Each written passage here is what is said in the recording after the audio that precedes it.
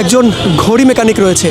তাদের জীবিকা আসলে যখন মানুষের হাতের ঘড়ির সময় থেমে যায় তখন কিন্তু সেই সময়কে আবার সচল করেই তাদের জীবিকা চলে। এক সময় বেশ জনপ্রিয় ছিল ঘড়ির মেকানিকের এই পেশা, তবে দিনে দিনে স্মার্টফোন আসাতে বা আধুনিক হওয়াতে কিন্তু অনেকটাই কমেছে তাদের চাহিদা। আমরা একটু কথা বলবো একজন মেকানিকের সঙ্গে, যিনি এই পথের ধারেই তার জীবিকা, পথের ধারেই তিনি ঘড়ির সারাই করেন। আমরা একটু কথা বলবো তার সঙ্গে। আমি তো গার্মেন্টস আগে কামে লাগছিলাম, গার্মেন্টস বেতন ঘুরায় সাইডে 850 মধ্যে কামে লাগছিলাম, টাকা পয়সা ঘুরায়।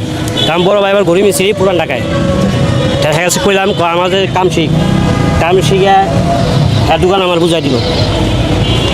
তারপরে আমি ফার্মে গেলাম, ফার্মে দোকানদারি করলাম। ফটোর দিন আমলে ফটো উঠে গেল গা। তারপরে বাড়ির কাছে কামকে এনে বহি মাঝে মাঝে দেখা ঘুরি চলে, সেই জায়গায় রয়ে গেলাম। চাহিদা ছিল ওইটা আমি একদিন করলে 3 দিন করি নাই, বিয়ার শাড়ি করি নাই। আমি বিয়ার শাড়ি করে অন্ত কাজ করতে হয়, তখন আর বই খাওয়ানোর সময় নাই।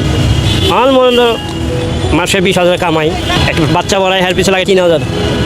9 হামাইয়া স্কুলে পড়ে আর কি, 10-এ পড়ে। আর 1 বছর পড়াবো, পড়ার বাদ করে দেবো, আর পড়াতে পারলাম না, টাকা লাগে অনেক। মোবাইল বাইরে গরিবের ব্যবসা কমে গেছে। আজকে সকালে 2টা ব্যাটারি বেচছি, 2টা ব্যাটারি বেচে কি সবাই ঘর বাড়াইছে। পড়ায় হ্যাঁ লাগবে 100 টাকা, 100 টাকা লাগবো। বাজার কতটা বুঝায়নি, ডাইল ভাত খাইলো এই বাজারে 400 টাকা ধরো নর্মাল, 400, ঘর ভাড়া 200, কত 600।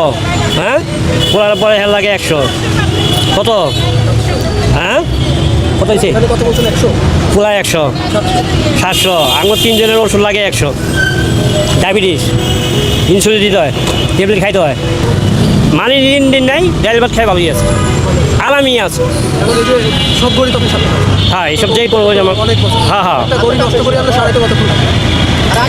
একটা মেশিন লাগাইতে লাগবো 10 মিনিট। যেমন এই যে মেশিন লাগাইতে আছে, এটা 10 মিনিট লাগবে। অন্য পেশায় তো যাওয়ার সুযোগ না, সময় শেষ।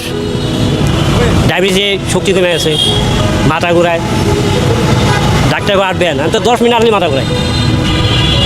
ওই সাইকেল কিনে আনেছি, সাইকেল চালায় আহি যায়। মানে রিক্সা ভাড়াটাও আছে 120 টাকা। এই কামে আমার টাকা নাই, 500 টাকা কামাই যাবো, 500 সঙ্গে চলবো। একটা সঙ্গে চালিয়ে লাগবে গিয়ে আপনাকে 1000, মানে আমি কামাই যাবো 600, 400 টাকা দিলি লস। যদি 400 টাকা লস হলে মাসে কত?